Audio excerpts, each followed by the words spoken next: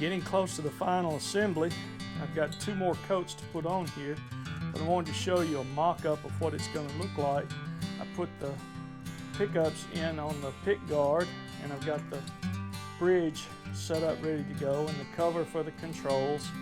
And I'll work on this a little bit later and do the soldering and let you see all that.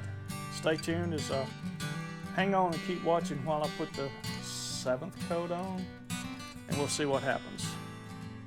I'm going to scuff it with steel wool so that this next layer will stick as well.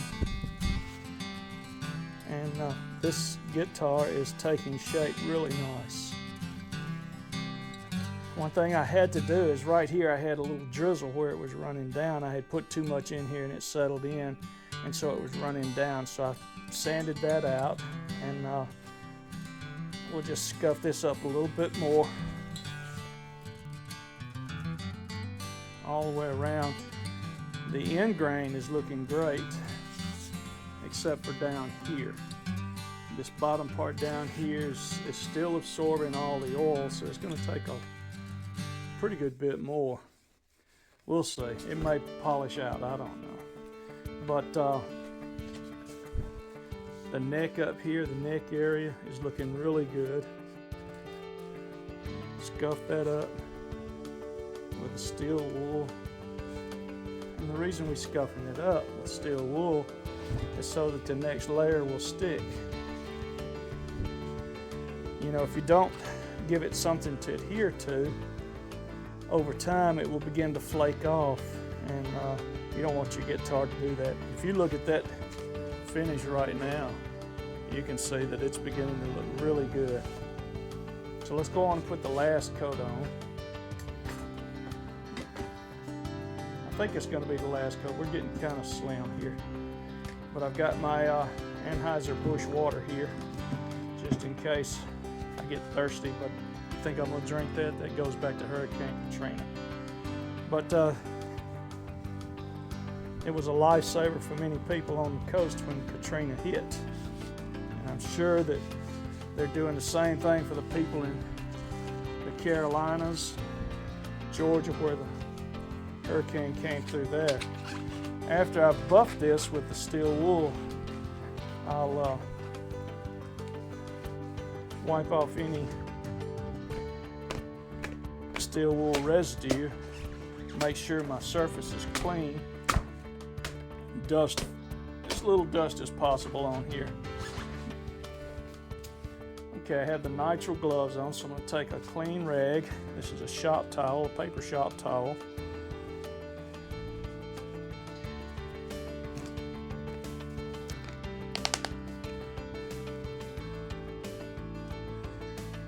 Remember, on your true oil, on your Gunstock oil, you can punch one little hole in there, and it helps keep it from evaporating or drying out, but it also allows you to control how much you put on here.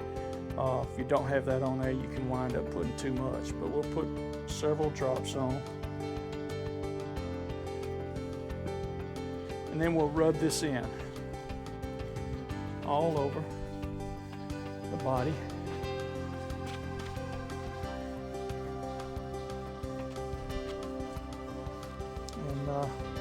I don't know if you know much about cedar, but this is an aromatic cedar, and it's taken some work to get it to this point, but the grain is really looking nice. You want to take and rub this oil in so that there's no overflow, but it just sets in and it soaks in. Do the same to the sides, a little drop or two.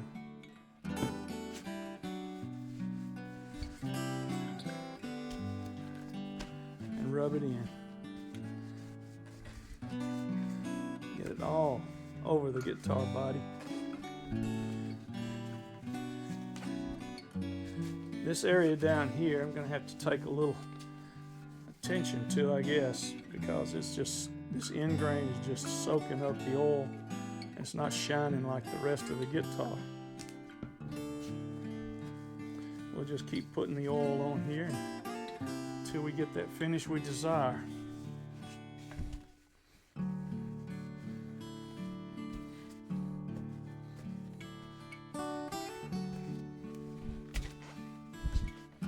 Now for the top.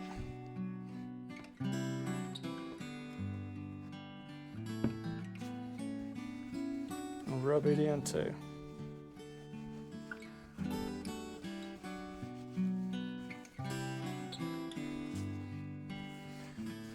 It's kind of like the Karate Kid. You wipe on and wipe off.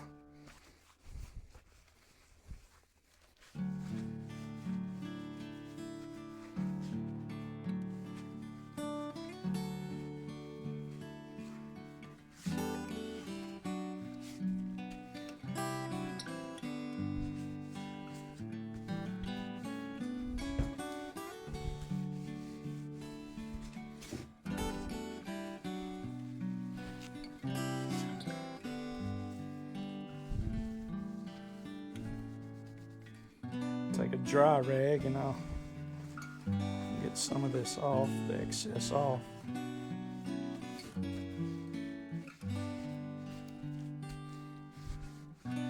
Gunstock oil dries rather quickly, so work with it accordingly. I think this is the final coat that I'm going to put on here. I'll buff it up next, so stay tuned for that.